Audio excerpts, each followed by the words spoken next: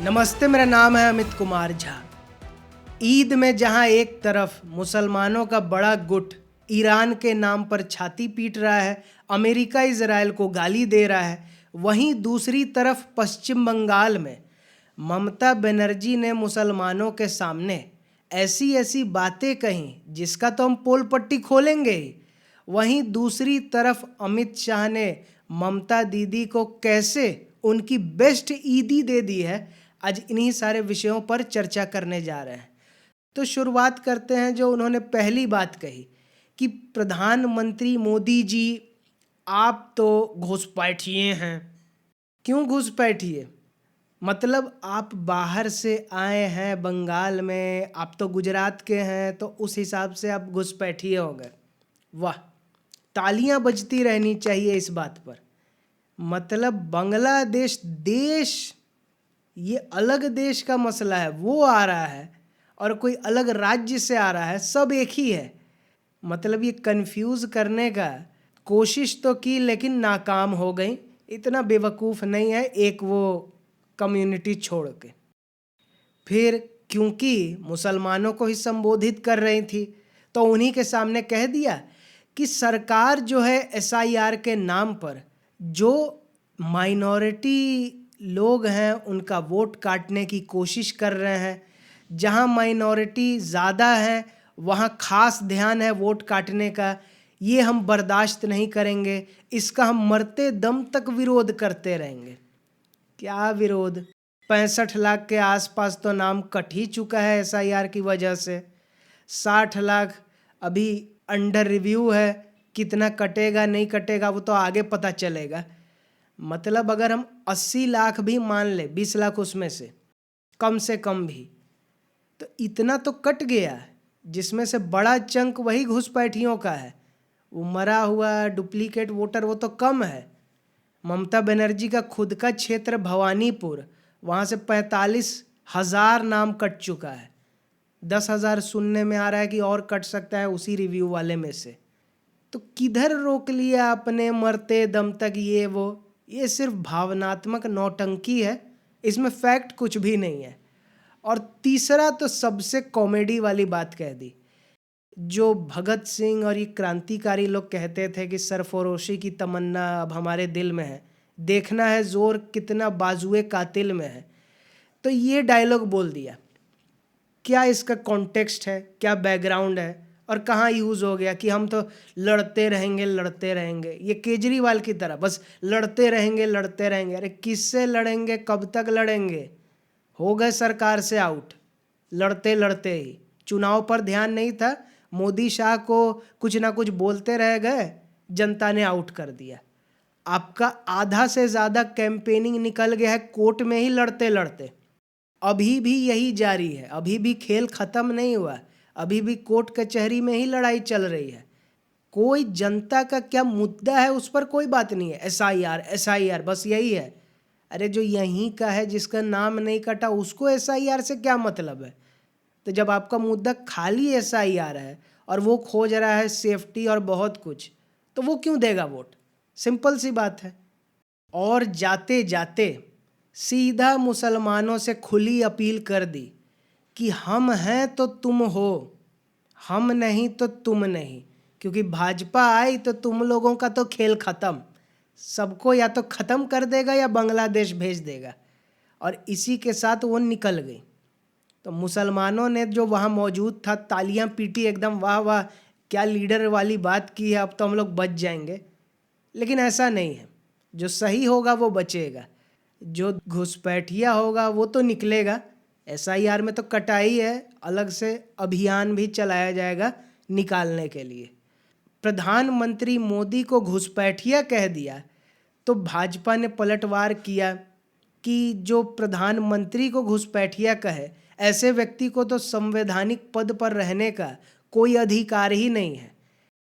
लेकिन ये तो रूटीन जवाब है। असली जवाब दिया शुभेंदु अधिकारी ने, जो उनके खिलाफ भवानीपुर में लड़ने वाले हैं, जिन्होंने ताल ठोक के अभी कुछ दिन पहले कहा था कि 25,000 वोट से हम जीतेंगे। तो उन्होंने आज काली माँ के मंदिर में दर्शन किया और साफ कहा कि कई गांवों में जो बंगाली संस्कृति, जो हिंदू संस्कृति की चीज़ें होती थी, उसको बंद कर दिया गया है, क्योंकि वहाँ एक समुदाय विशेष का संख्या बढ़ गया है, उन्हें तकलीफ ना हो, इसलिए हिंदू वाला तुम अपना बंद करो। और ये लड़ाई बंगाली अस्मिता की है, तो इसलिए सनातनी जितने लोग हैं वो एकजुट होंगे, बंगाली अस्मिता को चाहने वाले सब लोग एकजुट होंगे और सोनार बांग्ला बनाने के लिए once and for all TMC को उखाड़ फेंकेंगे, ममता बनर्जी की विदाई करेंगे। तो एक तरफ तो ममता बनर्जी का जवाब हो गया, दूसरी तरफ बीजेपी और शुभेंदु अधिकारी का जवाब हो गया। ये दोनों क्यों अग्रेसिव हैं? क्योंकि उनका बागी वो हुमायूं कबीर ओवैसी उधर वोट काटने में लगे हुए हैं, थोड़ा बहुत कांग्रेस और लेफ्ट भी लगी हुई है, तो एकजुट करना पड़ेगा ना काफिर भाजपा का डर दिखा के। और वहीं भाजपा क्योंकि हिंदू में बहुत सेक्युलर ये वो फालतू में बटा रहता है, तो उसको सच्चाई से अवगत कराने के लिए उधर की बात दिखाई जा रही है। तो दोनों अपने अपने पॉलिटिक्स में लगा हुआ है। लेकिन अब अमित शाह ने ममता दीदी को कैसी तगड़ी ईदी दी है, इसको जान लेते हैं। क्योंकि चुनाव आयोग और ज्ञानेश कुमार ने तो पहले ही ममता बनर्जी को ईदी दे दी। उनके खास 50 से ज़्यादा अधिकारियों का ट्रांसफ़र कर दिया, चाहे गृह सचिव हो, एसपी हो, डीएम हो, और सबको चेतावनी दे दी गई है कि जल्द से जल्द अपना चार्ज हैंड ओवर करो जो नए लोग आए हैं, और अपने घर से निकलो। वहाँ रहेगा, कुछ कुछ खेल करेगा ममता बनर्जी के नाम पर, ये सब नहीं। उस ज़िले से निकलो, कहाँ रहेगा रिश्तेदार के यहाँ वो हमको मतलब नहीं है, लेकिन वहाँ से निकलो। और इसी से तो बौखला कर टीएमसी गई हाई कोर्ट, ये कहने कि चुनाव आयोग का काम चुनाव करवाना है, प्रशासनिक हेर फेर करना नहीं। वाह, ये नया खोज है। जैसे दशकों से चुनाव आयोग ये सब करते आ रहा है, मॉडल कोड ऑफ कंडक्ट लगने के बाद से फ्री एंड फेयर इलेक्शन कराने के लिए, तब याद नहीं आया। अब हालत खराब है तो हाई कोर्ट भागी। तो जो हम कहे ना कि पूरा चुनाव कोर्ट कचहरी में ही ममता बनर्जी का निकल जाएगा, अभी तक यही चल रहा है। तो अमित शाह ने यही ऐलान किया कि 2500 से ज़्यादा केंद्रीय बलों की कंपनियां तैनात होगी। अब एक कंपनी में 125 से 150 जवान रहता है, तो टोटल देखा जाए तो 3 लाख जवान के आसपास की तैनाती होगी इन दोनों फेजेज़ में। और जितने भी नए अधिकारी आए हैं, चुनाव अधिकारी बाकी जो है, सब लोग मिल के मीटिंग कर रहा है, रिव्यू कर रहा है कि कहीं और तो ज़रूरत नहीं है। क्योंकि अगर गड़बड़ झाला किया टीएमसी वालों ने, कुछ खेल किया इधर उधर, तो 5000 कंपनियां भी आ सकती हैं। मतलब 3 लाख का डबल 6 लाख हो सकता है टोटल संख्या। अब 2500 कंपनियां सुनने में तो काफ़ी लग रहा है, लेकिन पिछले बार 2021 में भी कोई कम नहीं था संख्या। 1100 के आसपास कंपनियां उस समय भी तैनात थी। लेकिन प्रॉब्लम क्या था कि ममता बनर्जी के खास अधिकारी चुनावी मैनेजमेंट में भी लगे हुए थे, तो इससे तैनात कर दिया उन लोगों को बूथ से बाहर, कहीं दूर खलिहान में, पोखरी के पास, कहीं भी, कि जो गाड़ियां आ रही हैं उसको नोट करो, झूठ मूठ के काम में लगा दिया।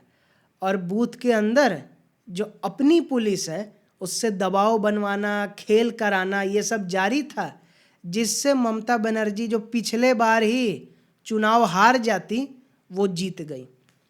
और जब विधानसभा में जीत गई तो लोकसभा में तो और डर ज़्यादा, क्योंकि और सरकार मजबूती से आ गई, तो वो तो जीत होनी ही थी लोकसभा में, बम्पर सो हुई। लेकिन इस बार विधानसभा में फ़र्क यही है कि चुनाव आयोग ने खास अधिकारी को हटा दिया।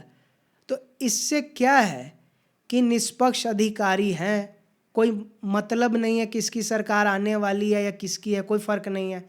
चुनाव आयोग के साथ मिलकर काम कर रहा है फ्री एंड फेयर इलेक्शन कराने के लिए। और जो टोटल संख्या है वो पुलिस का संख्या है 1.25 लाख 1.5 लाख के आसपास पूरे बंगाल की, और 3 लाख के आसपास लोग आ रहा है, तो पुलिस से भी ज़्यादा केंद्रीय बल है इस बार। और क्योंकि इस बार 2 फेज़ में है, 8 में नहीं, तो जगह जगह ले जाओ, खर्चा होगा, कोई पहुंचेगा नहीं पहुंचेगा टाइम से, और टीएमसी वाला गुंडई करेगा, खेल करेगा, ये सब मामला ही ख़त्म। 2 फेज़ में है, आराम से एक फेज़ में सब रहेगा, फिर आराम से दूसरा फेज़ में जाएगा, एडिशनल ज़रूरत होगा तो वो भी आएगा, बाकी चुनाव से फ्री होगा लोग तो सेकंड फेज़ में और बढ़ सकता है तैनाती, और बूथ के अंदर भी केंद्रीय बल ही तैनात रहेगा, पुलिस नहीं। तो इससे लोगों में इतना अब सुरक्षा का भाव, निश्चिंतता का भाव ज़मीनी स्तर पर दिखते जा रहा है कि जहाँ भी ग्राउंड रिपोर्टिंग देख रहे हैं सब में यही है कि पुरुषों से ज़्यादा महिलाएं उत्साहित है इस बार वोट करने के लिए। बाहर से लेबर कुली सब जा रहा है बंगाल टिकट बुक करा करा के, ये कहते हुए कि इस बार नहीं हटाया ममता बनर्जी को तो ये बांग्लादेश बन जाएगा, बंगाल नहीं रह जाएगा, और महिलाओं का घर से निकलना मुश्किल हो जाएगा। क्योंकि आरजी कर में जो हुआ, संदेश खली में जो हुआ, और लॉ की छात्रा के साथ जो हुआ, और जिस तरह से महिला मुख्यमंत्री रहते हुए हुआ, और लुंज पुंज जो हरकतें थी, और उसमें एक समाज के लोग और टीएमसी का लिंक सभी में था, तो इससे महिलाओं को, सभी को पता लग गया है कि टीएमसी रहेगी ऐसे ही उत्पात होते रहेगा, और खाली बेरोजगारी भत्ता और ये वो के नाम पर कंफ्यूज करते रहेगी। अरे इससे अच्छा ऐसी सरकार आए, फैक्ट्री आए, नौकरी आए, रोजगार आए, इसके लिए माहौल बनाए सरकार, तो ये अत्ता भत्ता देने की ज़रूरत ही नहीं है। महिला भी सशक्त हो जाएगी, पुरुषों को भी नौकरी मिलने लगेगी, सब खुश। और जो पिछली बार 2021 में चुनाव के बाद जिन जिन लोगों ने टीएमसी को वोट नहीं दिया, उनको पीटा, कई लोग मारे गए, जो गुंडई की, इस बार गृह मंत्रालय ने ये भी सुनिश्चित कर दिया है कि एटलीस्ट 500 से 1000 कंपनियां चुनाव के बाद 1-1.5 महीने तक तो तैनात रहेंगी ही। क्योंकि अगर टीएमसी हार गई, जो कि मेन चांस है हारने का, तो उत्पात करने का कोशिश करेगी, तो वहाँ केंद्रीय बल फोर्सेस तैनात रहेगा, तो वो कर नहीं पाएगा उस लेवल पर। और कहीं बाई चांस लोग पागल हो गए और ममता बनर्जी जीत गई, तो फिर डबल उत्पात करने का कोशिश करेगा, तो वहाँ भी रुकावट होगा। तो इस बार पूरी तरह से कहे कि चक्रव्यूह रच दिया गया है पार्टी के लेवल के तरफ से, कि आरजी कर में जिस लड़की के साथ दुर्घटना हुआ उसकी मां को चुनाव लड़ाएगी बीजेपी, संदेश खली में जो विक्टिम थी उसको लड़ाएगी बीजेपी। तो ये स्ट्रेटेजिक तरीके से जो चुनाव लड़वा रही है, फिर ममता बनर्जी जिन जिन का टिकट काटी है वो कुछ कुछ खेल करेगा, बागी लोग उधर हुमायूं कबीर और ओवैसी अपना खेल कर ही रहे हैं, और चुनाव आयोग और गृह मंत्रालय ने तो खेल कर ही दिया है। तो इतना तरफ से घिर गई हैं ममता बनर्जी, और जनता को सुरक्षा का माहौल लग रहा है, तो जनता ने तो मूड बना लिया है कि इस बार ममता बनर्जी के साथ असली खेला होबे, और इसी के साथ उनका राजनीतिक करियर का हो जाएगा अंत। लेकिन कैसे पुतिन के एक कॉल से एनआईए ने देश को बांटने वाली बड़ी साजिश का भांडाफोड़ कर दिया, और इसमें कैसे यूक्रेन और अमेरिका का लिंक मिल रहा है, ये जानने के लिए इस वीडियो को देखें, और इस वीडियो को देखने के लिए बहुत धन्यवाद।